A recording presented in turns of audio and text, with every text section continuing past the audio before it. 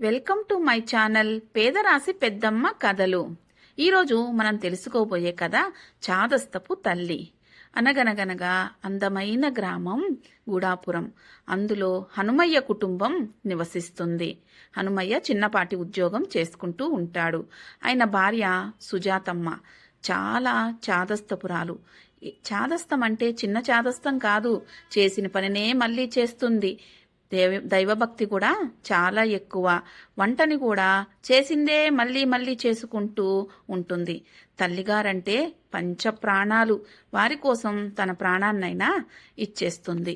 ఒకరోజు ఇలా అంటుంది, ప్రకాశం, ఒరే ప్రకాశం, ఎక్కడికెళ్ళారా? అందరికీ అన్నాలు వడ్డిచ్చాను.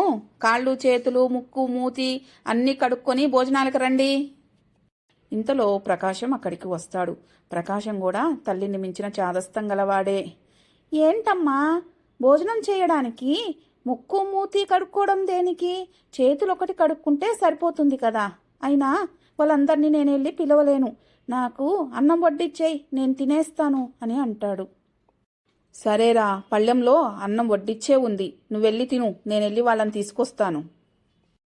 అలా 2 రోజుల సమయం గడిచిపోతుంది. ఒకరోజు సుజాతమ్మ వంట చేస్తూ, ఏమండి ఏమండి, ఒకసారి ఇలా రండి, ఈ స్టవ్ అస్సలు వెలగట్లేదు. అబ్బబ్బా, ఏంటే నీ గొడవ? ఎందుకలా అరుస్తున్నావు? అయినా ఆ స్టవ్ని 10కి 100 సార్లు నీళ్లు పోసి కడుగుతూ ఉంటావు. ఇక స్టవ్ మంట ఎలా వస్తుంది చెప్పు? ఇకనైనా స్టవ్ కడగడం ఆపు. అలా పక్క రోజు సుజాతమ్మ మరదలు ఫోన్ చేస్తుంది. పిన్ని, పండగొస్తుంది కదా, మీరందరూ మా ఇంటికి రండి అని అంటుంది. పిన్ని, వచ్చేటప్పుడు టమాటా పచ్చడి మాత్రం చేసుకుని రావడం మర్చిపోకు. అదంటే మీ తమ్ముడికి పంచప్రాణాలు. మొన్నొక రోజు అన్నం తింటూ టమాటా పచ్చడి లేదని కంచం ముందు నుంచి లేచెళ్ళిపోయాడు పిన్ని.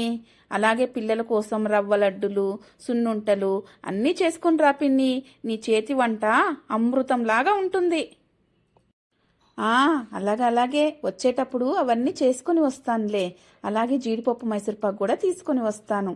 సరేనా, ఉంటానికా అంటూ ఫోన్ పెట్టేస్తుంది. అలా సుజాతమ్మ తల్లిగారింటికి పోయే ప్రతిసారి తన ఇంట్లో ఉన్న సరుకుల్లోంచి సగం సరుకుల్ని తన తల్లిగారింటికి చేరవేస్తూ ఉంటుంది. అలా భర్త తెచ్చే ప్రతి నెల సరుకుల్లోంచి సగం సరుకుల్ని తల్లిగారింటికే పంపించేస్తూ ఉంటుంది. ఆ సాకుతో ఈ సాకుతో తల్లిగారింటికి చేరవేస్తూ ఉంటుంది. అలాగే వెళ్ళేటప్పుడు ప్రతిసారి రకరకాల పిండి వంటలు చేసుకుని తీసుకెళ్తూ ఉంటుంది. అక్కడికి వెళ్ళినా సరే తన చాకరీ మాత్రం తప్పదు. వాళ్ళు కూర్చొని, పిన్ని అది బాగుంది పిన్ని, పిన్ని ఇది బాగుంది పిన్ని, నువ్వు చేస్తే చాలా బాగుంటుంది అని చెప్పి సుజాతమ్మ దగ్గర కన్న చాకరీ చేపించుకుంటూ ఉంటారు. కానీ ఇదంతా సుజాతమ్మకు తెలిసినా తెలియనట్లే ఉంటుంది. అలా ఒకరోజు సుజాతమ్మ వేడి వేడిగా చేపల పులుసు చేస్తూ ఉంటుంది. ఇంతలో అక్కడికి చిన్నవాడు సీనయ్య వస్తాడు. అమ్మా, చేపల పులుసు భలే వాసన వస్తుందమ్మా, నాకు చాలా ఆకలిగా ఉంది, నాకు అన్నం పెట్టు అని అంటాడు. అయ్యో నాన్నా, ఇది మన కోసం కాదు, ఇది మామయ్యోళ్ళకి పంపించడం కోసమని చేస్తున్నాను. నీకు నిన్న పెట్టిన రసం ఉన్నాయి నాన్న, అవి వేసుకొని అన్నం తినేసేయి, నీకు మరొకసారి చేసి పెడతాను చేపల పులుసు అని అంటుంది. అలా సంవత్సరాలు గడిచిపోతూ ఉంటాయి. కానీ సుజాతమ్మలో ఏమాత్రం మార్పు రాదు. భర్త సంపాదన అంతా చాదస్తాలకు తగలేస్తూ ఉంటుంది. ఎవరి పెళ్లిళ్ళు పేరెంటాలైనా పెద్ద పెద్ద బహుమతులను కానుకలుగా ఇస్తూ ఉంటుంది. ఆమె ప్రవర్తనలో ఏ మార్పు రాదు. ఇది చూసి విసిగిపోయిన భర్త తాగుడుకి అలవాటు పడిపోతాడు. పిల్లలు కూడా పెరిగి పెద్దవాళ్ళవుతారు. పెద్దవాడు ప్రకాశం అదే ఊరిలో చిన్న కొట్టులో పని చేసుకుంటూ ఉంటాడు. తను సంపాదించిన సంపాదనంతా తన సుఖాలకు జలసాలకు ఉపయోగించుకుంటూ ఉంటాడు. ఇంటికి 1 రూపాయి పెట్టడు గాని బిల్డప్ మాత్రం తల్లి కంటే ఎక్కువగా ఇస్తూ ఉంటాడు. దానికి తోడు ఆడంబరాలకు పోయి అందరి దగ్గర అప్పులు చేసుకుంటూ ఉంటాడు. తాగుడుకు కూడా అలవాటు పడతాడు. ఇక చిన్నవాడు సీనయ్య తను చదువుకున్న చదువుకి తగ్గట్టుగా ఒక చిన్న కంపెనీలో ఒక చిన్న ఉద్యోగాన్ని సంపాదిస్తారు.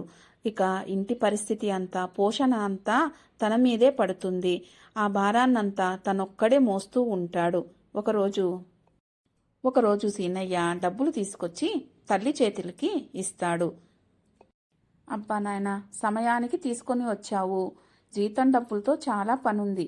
మన పక్కింటి శాంతమ్మ గారి కూతురు పెళ్ళి కుదిరింది. మనల్ందరినీ పిలిచారు. ఒక మంచి వెండి గ్లాస్ తీసుకుని రా నాయనా, మనం గిఫ్ట్గా ఇద్దాము అని అంటుంది.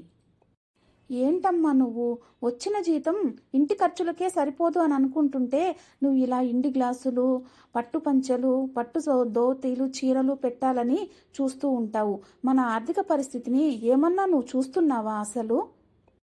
ఇలా సుజాతమ్మ బిడ్డ కష్టార్జితాన్నంతా ఇలా సారెలకని సొమ్ములకని దారపోస్తూ ఉంటుంది. భర్త పూర్తిగా పనిచేయడం మానేస్తారు.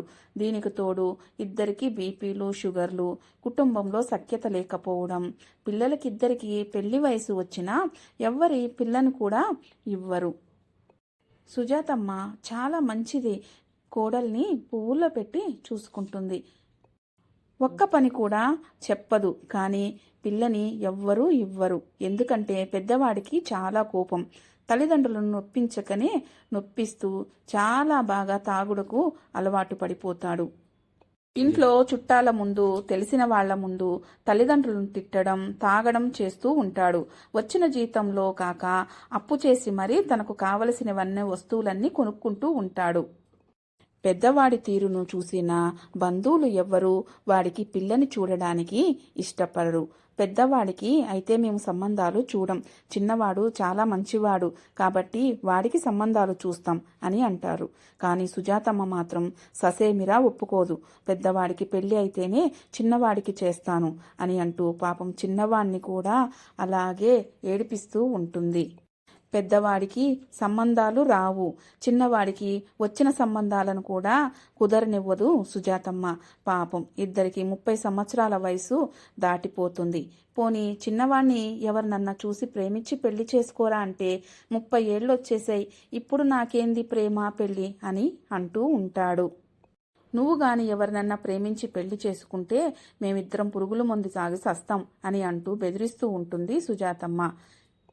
ఇప్పుడు చెప్పండి ప్రజలారా, ఈ సమస్యకు పరిష్కారం ఎలా చేస్తే బాగుంటుంది? మీరే చెప్పండి. ఇదండి నిజమైన కథ. ఇంతవరకు మీకు కథ నచ్చినట్లయితే ప్లీజ్ లైక్, సబ్స్క్రైబ్ చేయండి.